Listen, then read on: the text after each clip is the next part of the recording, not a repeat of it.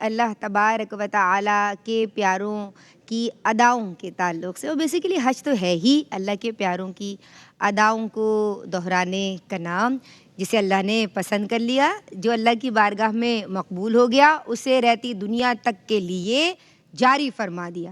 اب یہاں آپ داستان محبت دیکھیے، اور یہاں کسی کی محبت کی حقیقت دیکھیے کہ وہ ایک یعنی عمل کر رہی ہیں اور وہ اللہ کی ولیاں ہیں، اور پھر وہ یادگار بن جاتا ہے۔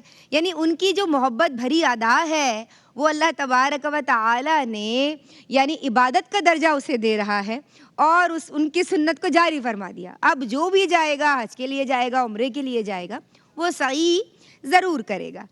بڑی پیاری داستان محبت ہے، میں آپ کی سمتا ہوں گی۔ اور عالمہ صدف، آپ کیسے دیکھتی ہیں اس محبت بھری داستان کو؟ شکریہ ندا۔ بسم اللہ الرحمن الرحیم۔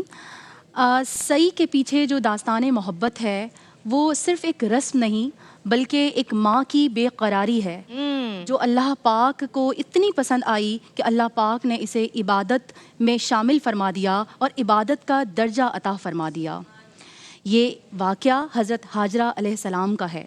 ایک ماں، ایک عورت، ایک مومنہ، تنہا عورت اپنے بیٹے حضرت اسماعیل علیہ السلام کے ساتھ صحرا میں، جہاں نہ کوئی سایہ ہے، نہ کوئی درخت ہے، نہ کوئی پانی ہے، نہ کوئی شخص ہے، صرف اور صرف گرم ریت اور تپتی دھوپ، اور اللہ پر توکل اور اللہ پر یقین۔ جب حضرت ابراہیم علیہ السلام اللہ کے حکم سے اپنی زوجہ حضرت حاجرہ علیہ السلام کو وادی مکہ میں چھوڑ آئے تو حضرت حاجرہ علیہ السلام فرماتی ہیں کہ کیا یہ اللہ کا حکم ہے؟ تو جب حضرت ابراہیم علیہ السلام کا ہاں میں جواب سنتی ہیں تو فرماتی ہیں کہ اگر یہ اللہ کا حکم ہے تو وہ اللہ ضائع نہیں کرے گا۔ اور یہ ایک جملہ، بس یہی جملہ ماں کے کامل ایمان کی علامت ہے۔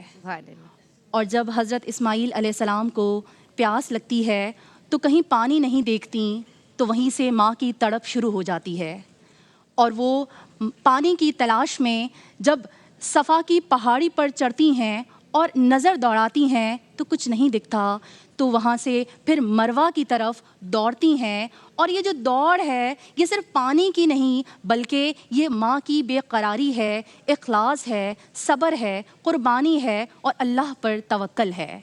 اور اللہ پاک کو یہ ادا اتنی پسند آتی ہے کہ اللہ پاک نے قرآن مجید میں جیسے ارشاد فرمایا کہ صفا اور مروہ اللہ کی نشانیوں میں سے ہے، اور اس ادا کو اتنا پسند فرمایا کہ اسے ہر حج کرنے والے، ہر عمرہ کرنے والے کو یہ ادا دہرانا لازم قرار دے دیا۔ اور اب جو بھی حج یا عمرہ کرنے کے لیے جاتا ہے تو وہ صفا سے مروہ اور مروہ سے صفا جو یہ 7 بار چکر لگاتا ہے تو اس کو عبادت میں شمار فرما دیا اور اس کو قبولیت ہے۔ تو یہ اس کا درجہ ہے، یہ داستان محبت ہے۔ یہی نہیں، اس سے ہمیں یہ سبق ملتا ہے کہ ایک ماں کا رتبہ اللہ پاک کو کتنا محبوب ہے، ایک ماں کی قربانی کتنی اللہ پاک کو محبوب ہے۔ اور یہی نہیں، اگر کوئی عمل اخلاص کے ساتھ، صبر کے ساتھ، توکل کے ساتھ کیا جائے تو یہ وہ طاقتیں ہیں جو عام عمل کو بھی عبادت بنا دیتی ہیں۔ سبحان اللہ، سبحان اللہ۔ کیا